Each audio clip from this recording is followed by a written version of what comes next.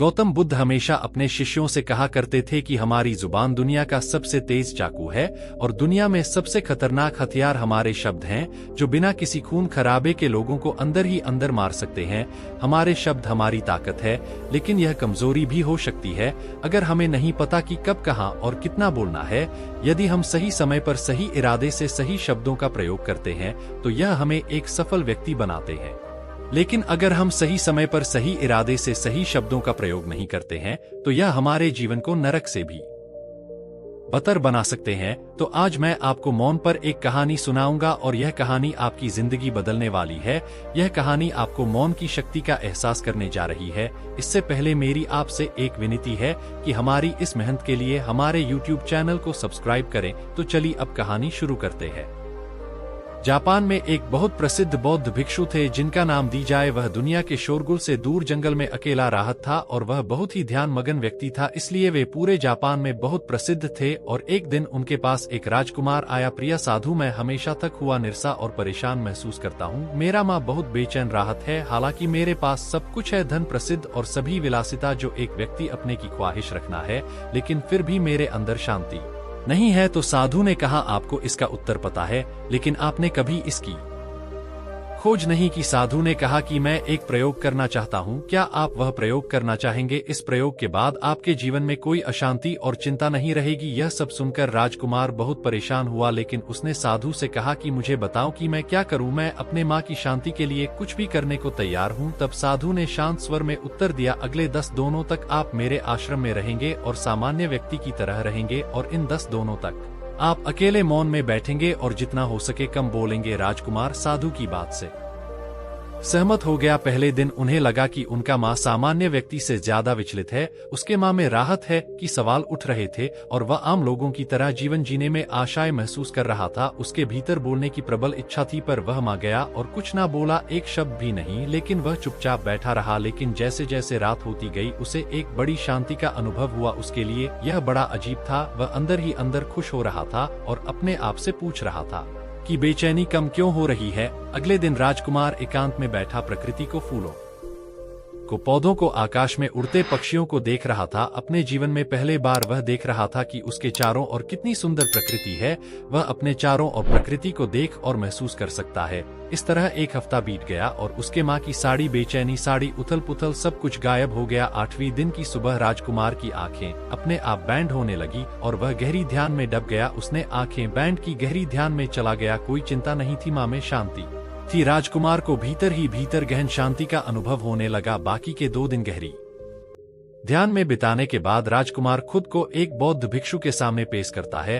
राजकुमार ने साधु से कहा कि प्रिया साधु, मुझे उत्तर मिला कि मेरा माँ इतना अशांत क्यों है। उन्होंने कहा कि मुझे पता चला कि मेरा माँ इतना विचलित और अशांत क्यों था। फिर उन्होंने पूछा, बताओ क्या जवाब मिला? राजकुमार ने कहा कि मैं जरूर से ज्यादा बातें करता था और दिन भर लोगों पर ऊर्जा बर्बाद करता था और उनके बड़े में अकेले ही सोचता था और ज्यादातर समय उनके बड़े में नकारात्मक ही सोचता था। इस प्रकार मेरा समय नष्ट हो रहा था और अधिक बातें करने और सोने से मेरा माँ शांत हो गया था। इस वजह से मैं कोई भी काम अच्छे से नहीं कर पाता था, जिसके कारण मैं लगभग हर काम में असफल होने लगा था और निरंतर असफलता ने मुझे और अधिक उदास और चिड़चिड़ा बना दिया और इसने मेरे जीवन को और नष्ट कर दिया। लेकिन यह 10 दिन बिल्कुल अलग थे। अब ऐसा कर रहा है कि अपनी जिंदगी को पूरी तरह से जी रहा हूँ और इससे पहले मैं अपनी जिंदगी गलत तरीके से जी रहा था। मैंने यह भी सीखा कि हमें ध्यान करने की आवश्यकता नहीं है, ध्यान अपने आप हो जाता है। और ध्यान से मैंने पहले बात यह सीखी कि किसी के जीवन में सबसे महत्वपूर्ण घटना स्वयं को जानना है।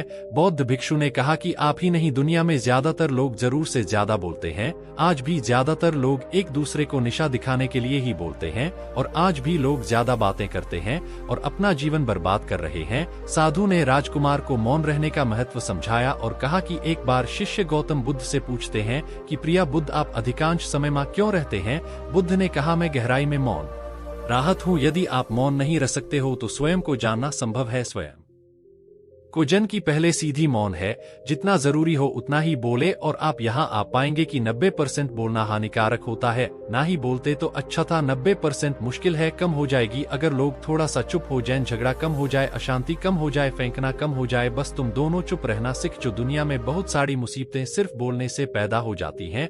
जो मौन रहना जानता है वो भीड़ में भी अकेले रहने का हुनर जानता है। एकांत में मनुष्य स्वर्ग भी है। दूसरों की उपस्थित बेचैनी पैदा करती है। पहले अपने साथ मौन धारण करो, फिर अपनी ऊर्जा को मोड़ में आने दो, माँ को घर आने दो। जब आप दूसरों की उपस्थित से उठाते हैं और परेशान हो जाते हैं तो उचित है कि आप अपनी आंखें बैंड कर लेने और अपने आप में को जैन तुम वहां से भी ताजगी पाओगे, क्योंकि तुम्हारे जीवन का स्रोत वही छिपा है, वह किसी और में नहीं है, लेकिन जेड़ तुम्हारे जैसी है। आखिर कौन तुम्हें अपने भीतर ले जाएगा? यदि कोई इन हो तो मुझे स्वयं ही भीतर जाना होगा। इसलिए अपने भीतर जो वही परम राजा है, वही जीवन का स्रोत है, वहीं से आनंद का जन्म होता है, वहीं से तुम मृत्यु में डूबोगे, वहीं तुम्हारा सूर्य उदय होगा, वह फिर अस्त होगा। जब भी तुम डुबकी लगाकर लौटोगे वहीं से पाओगे, फिर तुम फिर से ताजा हो जाओगे, तब जीवन का नया धन पाओगे, फिर नई शक्ति का जन्म होता है। थकान मिट्टी है, उदासी मिट्टी है, चिंता मिट्टी है। जैसे कोई नहाकर आता है तो शरीर शीतल हो जाता है, शांत हो जाता है, वैसे ही भीतर से कोई वापस आता है तो मौन में स्नान करके लौट आता है तो पूरा व्यक्तित्व शांत हो जाता है और माँ आनंदित हो जाता है। जब आप आंतरिक मोह की उसे ऊंचाई पर पहुंच जाएंगे तो आप पाएंगे कि आपका माँ बोलने से भी नहीं बनता, वह निरंतर तुम्हारे भीतर बैठी उसकी एक अंतर्धारा बनी रहती है।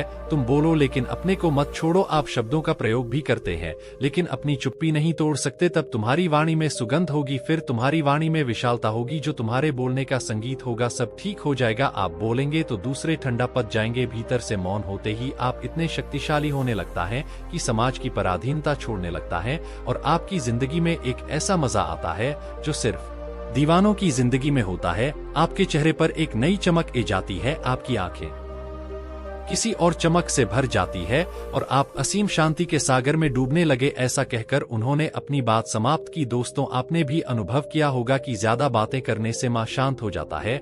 हम अपने माँ के साथ साथ अपने ध्यान पर भी नियंत्रण को देते हैं। जो लोग बहुत अधिक बातें करते हैं उनमें किसी एक कार्य पर ध्यान केंद्रित करने की क्षमता नहीं होती है, इसलिए वे अपने किसी भी लक्ष्य पर पूरी तरह से केंद्रित नहीं होते हैं और वे जीवन की सच्चाई नहीं समझ पाते हैं और ना ही कभी मनचाही सफलता प्राप्त कर पाते हैं। इसके अलावा आपने देखा होगा वो लोग अक्सर लोगों के बीच हंसी का पत्र बन जाते हैं और जो कम बोलते हैं और अपनी बात पर टिके रहते हैं उन्हें सम्मान मिलता है। लोग जो कहते हैं उसे सुनते हैं और विश्वास करते हैं। और अशांत माँ वाला व्यक्ति जीवन में किसी भी कार्य में सफल नहीं हो पाता, क्योंकि उसका किसी भी कार्य में माँ नहीं लगता। अगर कोई व्यक्ति जानता है कि उसे कब कहाँ और क्या कहना है तो वह वास्तव में बहुत बुद्धिमान है और ऐसा व्यक्ति जहाँ भी जाता है आकर्षण का केंद्र बन जाता है और जो कुछ भी करता है उसमें सफल हो जाता है। यदि हम महान व्यक्ति के व्यक्तित्व को देखें तो पता चलेगा कि वह कम बोलते हैं और कम से कम शब्दों में अपनी बात समाप्त करते हैं।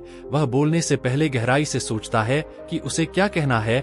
लेकिन जो लोग अधिक बोलते हैं वे कई बार झूठ बोलते हैं और अपनी बटन से दूसरों के दिमाग पर कचरा डालते रहते हैं। वह अधिकतर दूसरों की बुराई करता राहत है, इसलिए उसके अपने भी उससे बचाने और उसे दूर रहने की कोशिश करते हैं। हमारे भारतीय उपनिषदों में कहा गया है कि हमारे वचन ही वास्तविक धर्म हो सकते हैं। मौन से धैर्य आता है, धैर्य से ध्यान आता है और ध्यान से व्यक्ति अपने जीवन के प्रति जागरूक हो जाता है।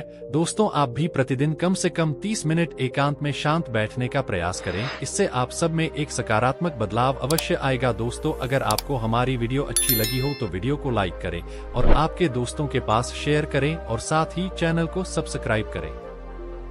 धन्यवाद।